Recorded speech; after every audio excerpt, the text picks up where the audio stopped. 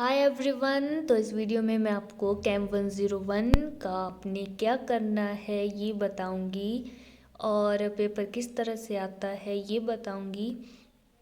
और जो आपके इम्पोर्टेंट क्वेश्चन है वह वही है जो पिछली साल के हैं, तो आपने वही करना है। कुछ एक्स्ट्रा पढ़ने की कोई ज़रूरत नहीं और ख़ुद को पजल नहीं करना है, वही पढ़ना है, बस वही इम्पोर्टेंट है। और आपने जो है उसके साथ 2022 का जो क्वेश्चन पेपर है उसके जो क्वेश्चन है उनको अच्छी तरह से कर लेना है, बस वही करना है। पुराने क्वेश्चन पेपर देखने की कोई ज़रूरत ही नहीं है, क्योंकि उसमें पुराने क्वेश्चन पेपर के को देख कर ही बताए हैं मैंने वो क्वेश्चन, तो आपको अपना टाइम वेस्ट करने की कोई ज़रूरत नहीं है।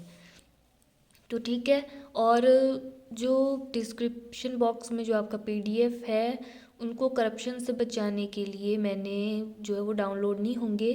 तो आप क्या कर सकते हो, अगर आपको वो पीडीएफ देखने हो तो आप जब आप डिस्क्रिप्शन बॉक्स में एक बार जब उस लिंक पे ओपन करते हो उस पीडीएफ को, तो वो आपके जो गूगल ड्राइव में ऑटोमेटिकली शेयर्ड वाले ऑप्शन पे सेव हो जाता है। वहाँ से आप जब मर्जी जितनी मर्जी जिस दिन कभी भी देखो, ठीक है। जब पढ़ लिया तो उसके बाद उनको रिमूव कर दो, ठीक है। तो अब हम देखेंगे कि आपका एग्ज़ाम क्या है, ठीक है। तो 50 नंबर का आता है, 18 से ऊपर चाहिए होते हैं पास के लिए, तो हम 18 नंबर के लिए नहीं पढ़ेंगे, हम पढ़ेंगे 40 से अबव मार्क्स के लिए।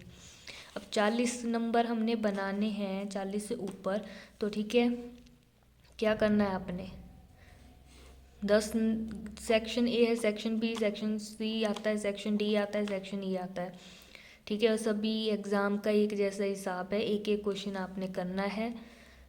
और इसमें जो है आपका 10 नंबर बनते हैं एक सेक्शन से, ठीक है। अब ऐसा मत सोचना कि हम 2 ही सेक्शन करेंगे 20 नंबर बनाएंगे और हम पास हो जाएंगे, ऐसा नहीं होता है। ऐसा नहीं हो सकता कि आपको पूरे के पूरे नंबर वहाँ पे मिल जाए, कुछ गलतियाँ भी हो सकती हैं, कुछ कम भी लिखा हो सकता है।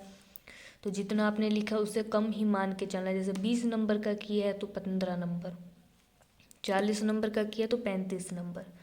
आपने क्या करना है, 40 नंबर से ऊपर का ही करना है। एटलीस्ट 3 यूनिट्स तो कर ही लेना, चाहे 4th यूनिट का कम ही हो, पर 3 यूनिट्स, 2 यूनिट अच्छी तरह से और 2 यूनिट के सिर्फ इम्पोर्टेंट क्वेश्चन।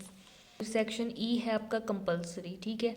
उसमें आपके MCQ fill in the blanks true false आएंगे, ठीक है। इनके भरोसे नहीं बैठना, कुछ भी आ सकता है, तो हमने सिर्फ इन पे ज़्यादा ध्यान देना है, ठीक है। क्वेश्चन भी आ सकता है बट क्वेश्चन आता नहीं, सेकंड और थर्ड ईयर में आता है। और जो मैं आपको बातें बता रही हूँ ना, इसी तरह से जो कि 2 यूनिट अच्छी तरह से, 2 यूनिट के इंपॉर्टेंट क्वेश्चन इसी तरह से अपने सेकंड ईयर में भी थर्ड ईयर में भी इसी तरह से होता है हिसाब, और इसी पैटर्न से आप जो अच्छे मार्क्स ले सकते हो। तो अब आपने कोशिश इतनी करनी है कि 40 से अब लो, क्योंकि अगर 40 नंबर का करोगे 35 नंबर तो मिल ही जाएंगे, घटेगा तो। और चलो 35 नहीं तो 30 नंबर, 30 नंबर से नीचे तो हो ही नहीं सकते, ठीक है। आपको पास होने से कोई नहीं रोक सकता अगर आपने 40 नंबर का कर दिया है पेपर, फिर आपको कोई टेंशन नहीं है एग्ज़ाम के बाद, फिर कोई टेंशन नहीं रहेगी। आप अगला पढ़ सकते हो, अगले साल का पढ़ सकते हो ना, आप रिज़ल्ट जब मर्जी है आपको कोई टेंशन नहीं होगी फिर, बिना टेंशन के। तो अब आप देख सकते हो कि ये है आपका सेक्शन ए। अब सेक्शन ए करना है आपने, ठीक है। इसका आपने ये सेक्शन ए अच्छी तरह से करना है। सेक्शन बी में क्या होता है, आपका जो फर्स्ट पार्ट का क्वेश्चन आता है वो आयनिक बॉन्डिंग से डाल दिया जाता है, ठीक है। पिछली बार भी तो आयनिक बॉन्डिंग से, और जो दूसरा है वो यहाँ से। बट ऐसा भी हो जाता है कि फर्स्ट 2 पार्ट से डाल दिया और फिर दूसरा क्वेश्चन यहाँ से डाल दिया अगले 2 पार्ट से।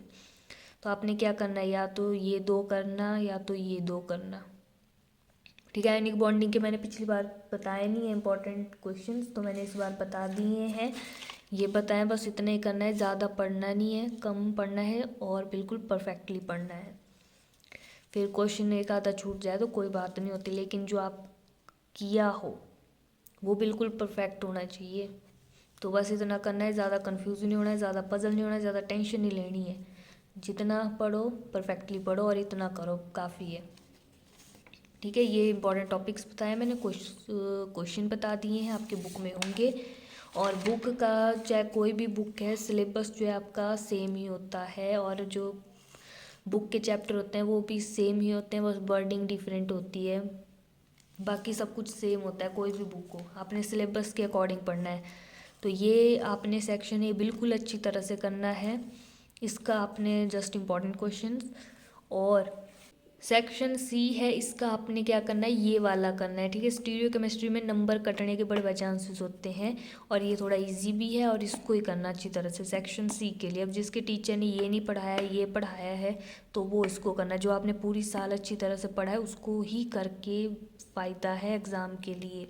अब पूरी साल कुछ और पढ़ा और फिर एग्ज़ाम के लिए कुछ और पढ़ रहे हैं, दूसरा पार्ट पढ़ रहे हैं, तो ये बहुत ही बड़ी ज़्यादा गलती है, ये आपको फ़ेल भी करवा सकती है। और केमिस्ट्री में फ़ेल भी होते हैं, इसमें बहुत ही ज़्यादा नंबर कटते हैं, क्योंकि लगता छोटा है, आसान है, बट नंबर बनाना जो है वो बहुत ही मुश्किल हो जाता है। तो इसका आपने ये वाला करना है, ठीक है। ये सेक्शन सी का ये वाला अच्छी तरह से करना है और ये अच्छी तरह से करना है, बिल्कुल इस तरह से करना कि कोई भी क्वेश्चन आ जाए आप उसको ज़रूर करो वहाँ पे, इतनी अच्छी तरह से पढ़ के जाने ये और ये। बाकी इसका इम्पोर्टेंट क्वेश्चन पढ़ना है, या तो इसको करना या तो इसको करना, ठीक है, समझ गए ना। ये फर्स्ट ये और ये। बाकी सेक्शन डी है, इस पे अपना दिमाग नहीं लगाना, ज़्यादा दिमाग कंफ्यूज भी नहीं करना, जितना हो पाएगा उतना करना। एल्केन्स और एल्कीन्स कर लेना, इम्पोर्टेंट जैसा ही करना, मोस्ट इम्पॉर्टेंट जो मैंने लिखा होगा ना इम्पोर्टेंट क्वेश्चंस में उनको करना, बाकी छोड़ देना। इस यूनिट को दिमाग नहीं करना अपना ख़राब। 3 यूनिट भी बहुत है, मतलब यूनिट मतलब सेक्शन, ठीक है। तो 3 सेक्शन भी काफ़ी हैं, इसमें ज़्यादा अपना दिमाग नहीं ख़राब करना। ये जो मैंने इंपॉर्टेंट क्वेश्चन बताया सेक्शन ए के लिए यही काफ़ी है। आपने क्या करना है, बस इंपॉर्टेंट क्वेश्चन जो मैंने बताए हैं पीडीएफ हैं इनके, बस इनको ही अच्छी तरह से पढ़ो, बस काफ़ी है। सेक्शन ए के लिए इनको पढ़ो, इतनी अच्छी तरह से करो कि अच्छी तरह से हो जाए। और सेक्शन सी के लिए भी इनको अच्छी तरह से करो, बस ये काफ़ी है, ठीक है। इंपॉर्टेंट टॉपिक्स, इंपॉर्टेंट क्वेश्चन, बस इनको करो, कुछ एक्स्ट्रा पढ़ने की ज़रूरत नहीं है, बस इनको पढ़ो जो बताए हैं। और इसके भी, और जो एल्कीन्स वाला है, ये सेक्शन डी वाला, इसका जो हो पाएगा उतना करना, बस काफ़ी है। 3 सेक्शन कर लो, काफ़ी है। और इसका जो हो बन पाएगा, जो मोस्ट इम्पॉर्टेंट है उनको करना। बाकी कंपलसरी सेक्शन के लिए पढ़ लेना MCQ, fill in the blanks, true false. तो मतलब मेन बात है कि आपने 3 सेक्शन के इम्पोर्टेंट क्वेश्चन, इम्पोर्टेंट टॉपिक्स जो मैंने बताए हैं उनको अच्छी तरह से कर लेना। बाकी एक सेक्शन बच्चा उसका हो पाएगा जितना मोस्ट इम्पॉर्टेंट वाला उतना कर लेना। एल्केन्स और एल्कीन्स करना, एल्काइन छोड़ देना, ठीक है। इनका कोई पता नहीं 3-5 नंबर बन पाएंगे आपके कि 9 बनेंगे, वो कोई पता नहीं है क्या होगा, बट इनको आप कर लोगे तो बेटर है, ठीक है। तो अब नेक्स्ट वीडियो में मैं आपको कैम्प 102 का बताऊंगी। तो ठीक है, अब वीडियो से हेल्प मिली हो तो लाइक कर देना, शेयर कर देना, सब्सक्राइब कर देना। Thank you.